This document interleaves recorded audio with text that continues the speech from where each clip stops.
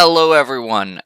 This is going to be my November wrap-up for 2020. I know I'm about 2 weeks late, but I had final exams, so I hope you'll forgive that. I had a TBR for this month, and it was a pretty ambitious TBR, and I kind of succeeded at it. I did read the correct amount of books. I did read 7 books as planned, and I think page-wise it was about the same, but they weren't the same books that I planned. That being said, my November TBR going exactly as planned was already impossible to start because the first book on it I finished in October. So I did read 7 books this month, and it was just over 5,000 pages. 2 of those books were rereads, though, um, and I read about 4,400 of those pages in the first 18 days.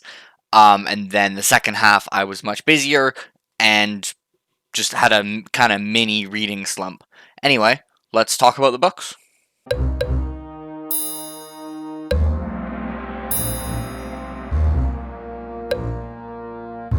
To start the month, I went with my reread in preparation for The Fires of Vengeance of The Rage of Dragons by Evan Winter.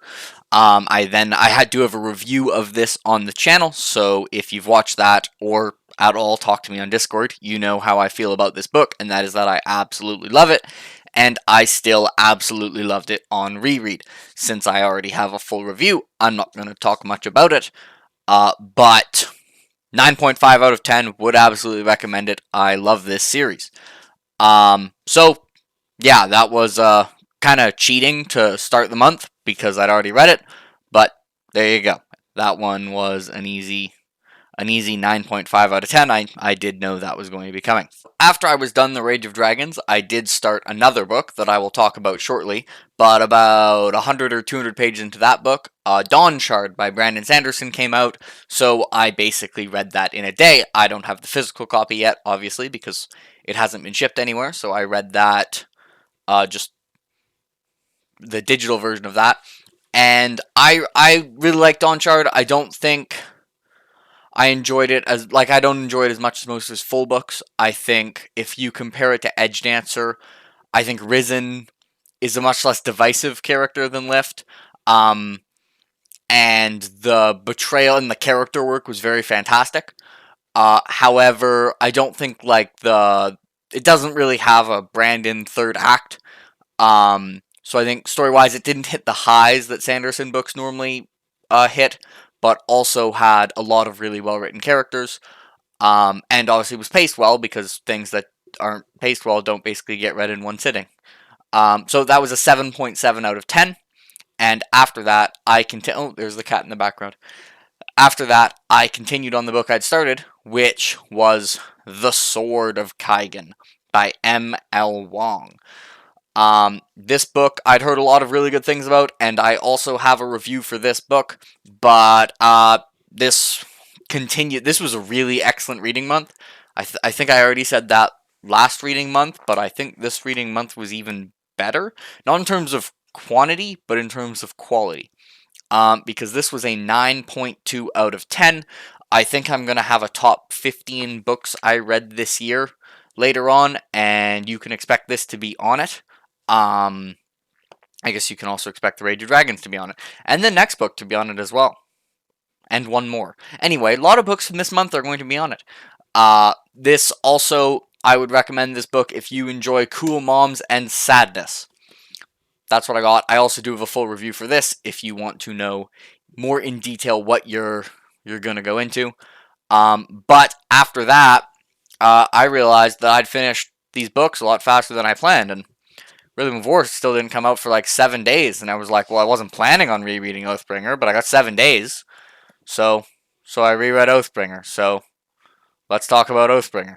So don't trust me from like 5 seconds ago in this video. I did actually start Oathbringer directly after The Sword of Kaigan, but I only read a little bit of it, and then this bad boy arrived, The Fires of Vengeance by Evan Winter, which absolutely lived up to my expectations for the series.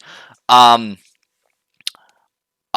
did read this in a day, like 7 hours, and Yeah, it was really amazing. I think I enjoyed the Rage of Dragons ever so slightly more than the Fires of Vengeance, but I actually think this is a better book overall. Just I like the story of Rage of Dragons slightly more in terms of enjoyment. Basically, I think my opinion is wrong because in terms of character, world building, how morally interesting it is, writing, dialogue, I think this is better in pretty much all of those ways.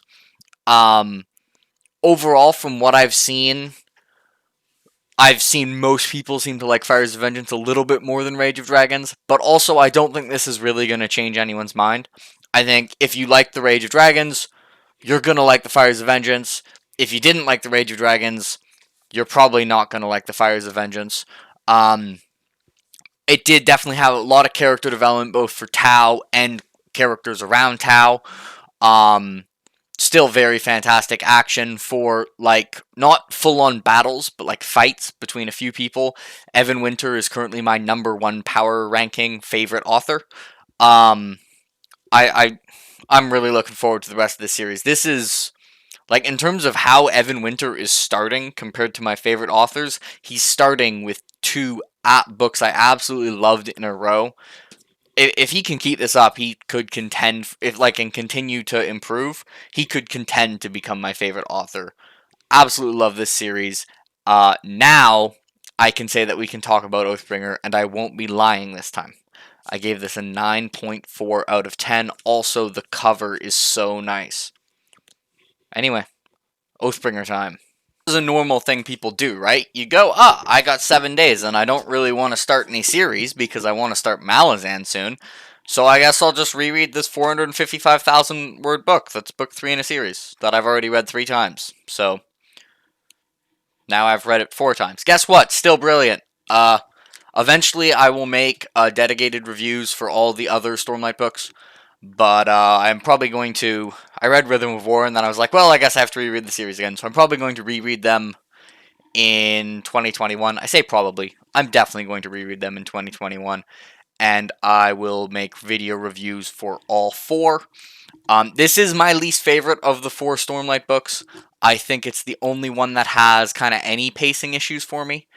I know some people had pacing issues with Rhythm of War. I didn't, so that being said, my least favorite Stormlight book is still has just a mind-blowingly well fleshed out cast of side characters, ridiculously good world building, an insane third act, some of my favorite protagonists, some of the best magic systems. So yeah, I love Oathbringer, shocking absolutely no one, and it gets a 9.6 out of 10, which remains unchanged. From my last reread, I did read this twice this year. Whatever. So, after Oathbringer, obviously, I started Rhythm of War. The timing worked out really well, so I didn't have any time in the middle. I just finished Oathbringer, and then, like, the next day, was able to start Rhythm of War.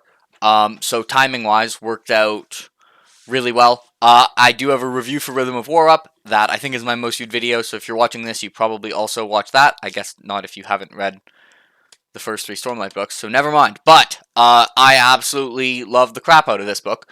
It wasn't my favorite Stormlight book, but to be my favorite Stormlight book, you have to be my favorite book. So that's a pretty high bar. I can see, I see why it's some people's least favorite Stormlight book, and I get it.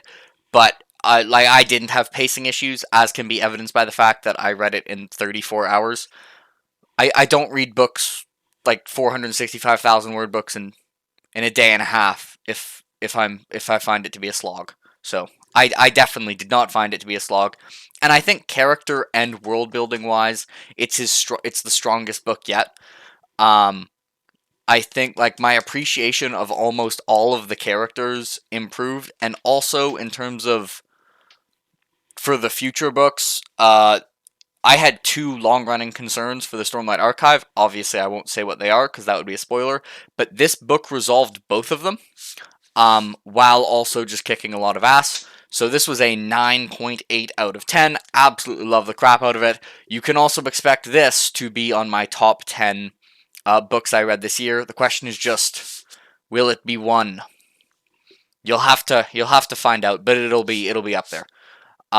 Anyway, that only leaves one more book that I read. I finished this on the 18th and only read one more book. I walked into a little bit of a slump after going on an absolute mad rampage where I was on track for to read the most pages I've ever read in a month.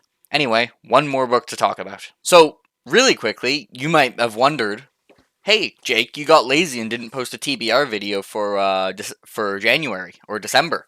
That is true, and that is because the TBR video would have been really boring, so I will sum it up right now. It will just be Malazan. Just Malazan. Book of the Fallen until I'm done. I'm binging Malazan, so...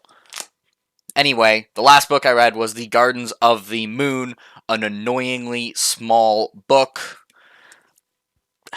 Why? And I mean, even I'm reading book 3 right now.